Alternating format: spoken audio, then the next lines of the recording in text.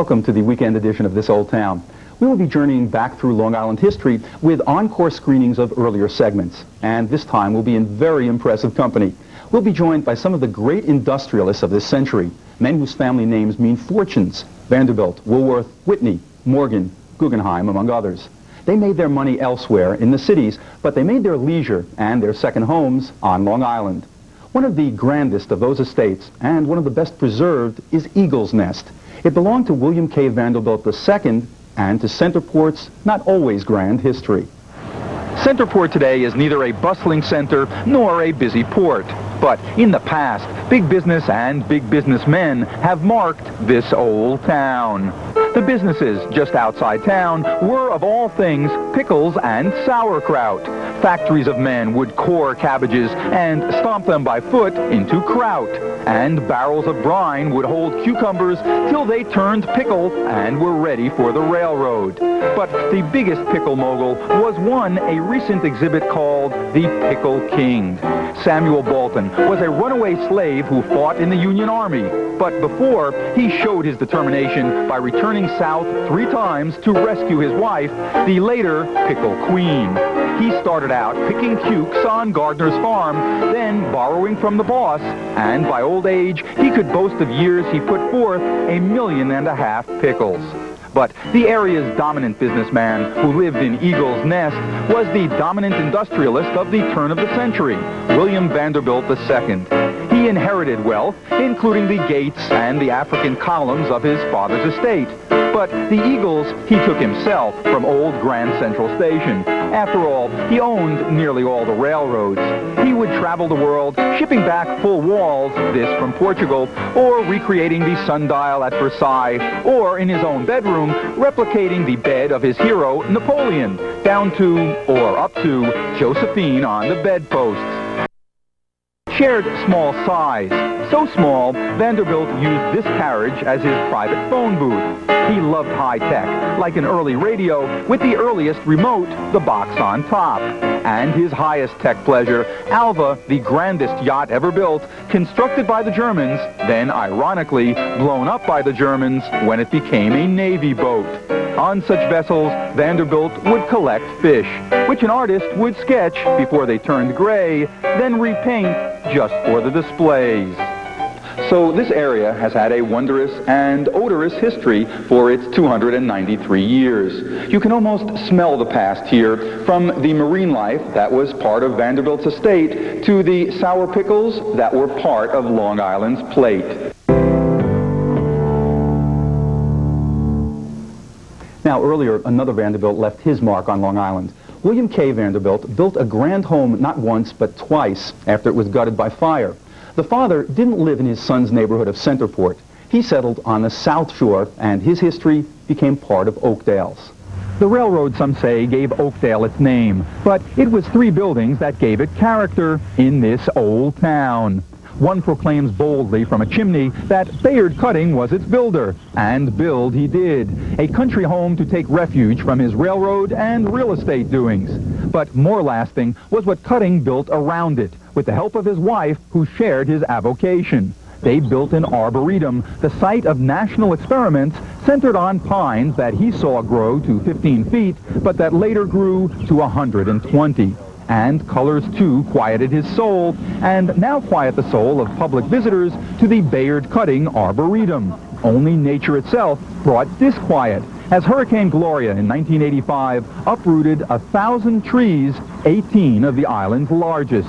And in Cutting's time, a bridge led to another structure. The Southside Sportsmen's Club, built in 1865, was the reason New Yorkers like Cutting came to Long Island. Its trout stream, still world-class, and its 3,400 acres made it the largest and probably best club in the area. It accepted only 100 members, most of them millionaires. And when they tired of staying at the club, originally a tavern, they started building homes of their own with an eye on each other. They would compare homes just as they compared fish. Perhaps the largest catch was W.K. Vanderbilt's Idle Hour, now the main building of Dowling College. It had a ballroom for hundreds, a hunt room guarded by the goddess Diana to hold the trophies from the Sportsmen's Club, and a glorious conservatory used by Vanderbilt's daughter to receive her suitors. She eventually married a duke who got her dowry of $1 million a year. To set the mood, the decor there was often Arabian Nights. After Vanderbilt, idle hour didn't remain idle.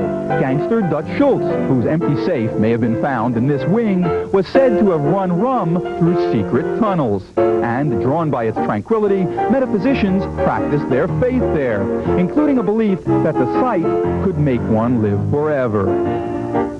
So Oakdale's history of 296 years has to a large degree been a tale of 3 buildings, and the 3 have been recycled quite well. One for education, one for recreation, and one for vegetation.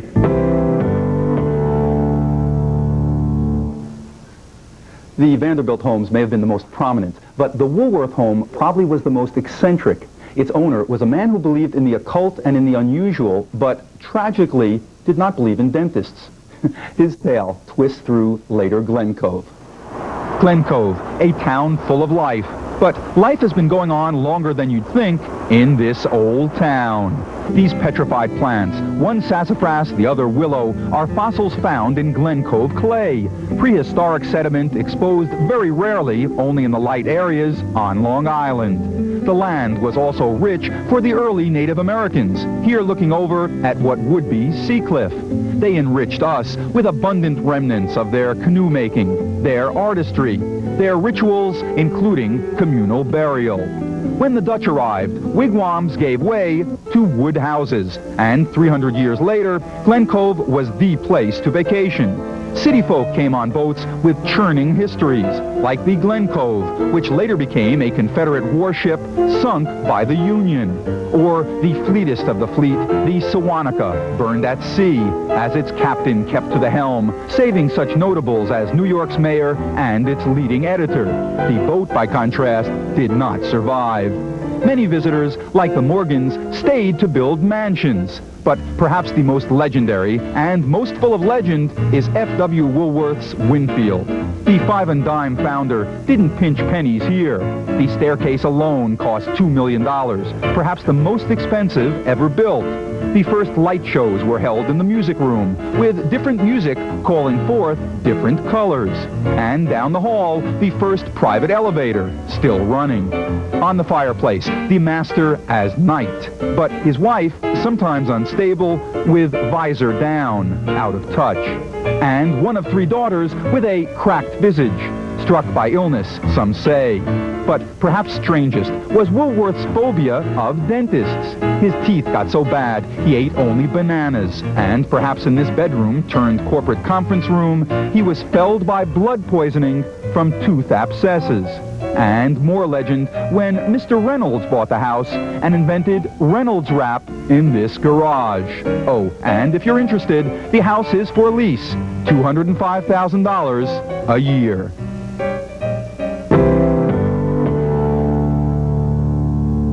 And there's more. In fact, 2 towns that were filled with great industrialists and their great estates when we return.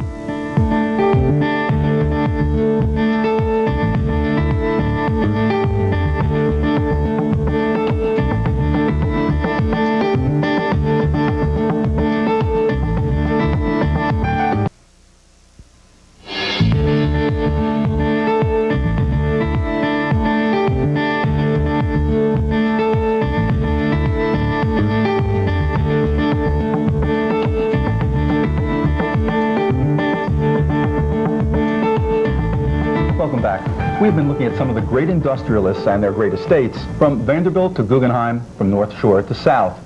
To talk about why these people chose Long Island and what became of them and the estates, we are joined by Monica Randall, who is the author of The Mansions of Long Island's Gold Coast. And Monica, you were telling me that the research that you did in this particular field is just part of what made you find what you found, that there's a lot of personal experience there too, that in fact you lived in some of these estates and you played in some of the ruins of those estates. Tell us about that. Well, back in the early 60s, it was possible, if you rode a horse anyway, it was also legal to go around to the different estates on horseback and do as much trespassing as you want. I think that's a law that's still in the books, but most people don't know about it. And back at that time, there were still hundreds of, Gold Coast ruins. There may or may not have been a no trespassing sign, but there was no supervision, and you could pretty much, go in. You weren't hurting anyone. They'd been abandoned for years and years. And as kids, my sister and I and our friends would go and just play and pretend that we lived there and make had the estates your own. Well, we pretended, that at one time, we had lived there, and it was a lot of fun until they started to bulldoze them one after the other. Well, we'll talk about that in a second, but let's go back first to the arrival of these magnates, these businessmen who came here. What drew them to Long Island? I think it was a combination of things. I think perhaps the proximity, to New York, Manhattan, the biggest city in the world. The beautiful rolling hills. It was ideal horse country. And then you had the tranquil waters of the Long Island Sound, and many of these robber barons, if I may use that term, had 300-foot yachts, like J.P. Morgan had a 300-foot yacht, the Corsair. And the little inlets and the coves made it ideal for, and plus those dramatic cliffs, the 100-foot, cliffs to put your castle on. And they were satisfied with what they found? I think they were thrilled to death. Now, these people were certainly ambitious, competitive men. Did that kind of ambitiousness and competitiveness also show through as neighbors? I mean, you had a version here of keeping up with the Joneses on a quite high scale, and keeping up with the Vanderbilts, if you will. What was that like, the competition between them? Well, I think that's kind of an understatement. There was a lot of competition. Now, again, I'm just getting a lot of the stories, from the people who worked on the estates. I wasn't alive then. But they tried to outdo each other, in terms of the parties that they had. They usually hosted theme parties. Sometimes it would be, Arabian Nights, and then all the guests had to come in those types of, Oriental type costumes. Or they would have Ringling Brothers Circus come out and do a performance just for the guests on a particular estate. And things got kind of outrageous, from what I heard. Especially at Pembroke, where the caretaker once told me that they filled the swimming pool with gin. I don't know if that's true. It's a little hard to believe because it was a big pool, and everyone would, swim in their costumes. And, that scene in the film, The Great Gatsby, the one that Robert Redford was in, and they all jumped in the fish pond, that was probably true, Straight from Long Island history. Probably, most likely. How did the political establishment relate to these people? For example, Robert Moses, it's often been said that the only two defeats he had in terms of the projects he tried were the Rye Oyster Bay Bridge and getting that Northern State Parkway through Westbury, which never happened because of these people. Did they get along with the politicians well, or were the politicians cowed by them? I really can't answer that question with, absolute knowledge, only what I've heard, secondhand. I heard that there was a lot of opposition from the estates when they tried to put in the Long Island Expressway, and the only concession that they made was that there would be no exits from, say, exit 39. I think it jumps to exit 41, if I'm correct. I try to avoid the expressway. It did a lot of damage. It broke up a lot of estates. A lot of very beautiful places were, violated, land-wise, and never really recovered. But I don't know too much, about the details. Monica, let's go back to something you mentioned earlier, which is the fact that a lot of these estates are not around anymore. What happened to them? Well, they bit the dust, Very literally.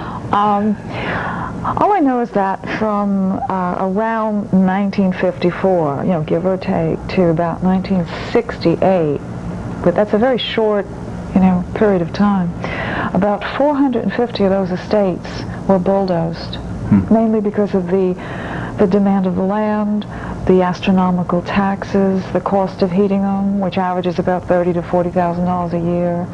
And one of the biggest factors, and I only found this out recently, is that during the Second World War, a lot of the help, the men were drafted, and it was basically the men who kind of ran the estate, who kept up the grounds.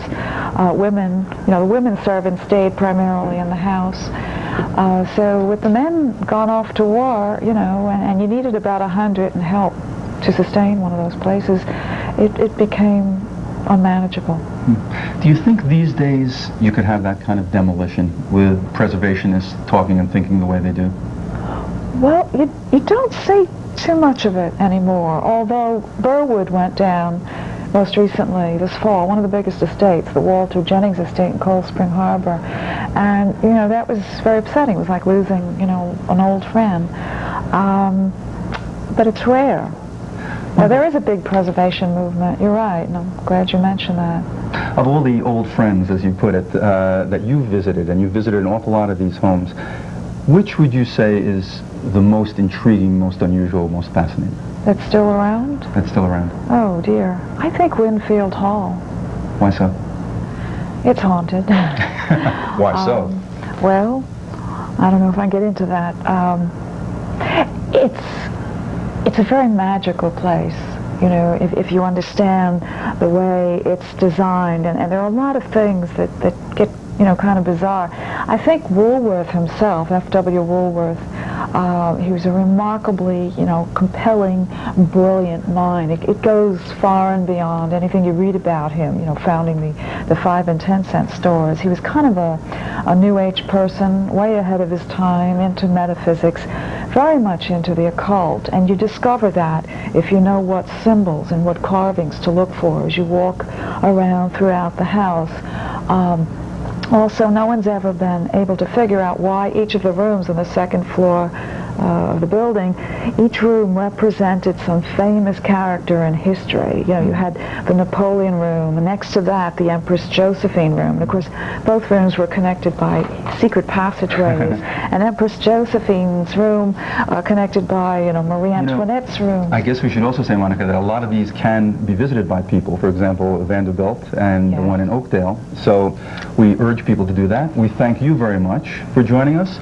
We thank also the rich and famous for allowing us into their homes. And thanks also to all of you for allowing this old town into your home. We'll be back next month with more towns, more history. And until then, for This Old Town Weekend Edition, I'm Allen Oren.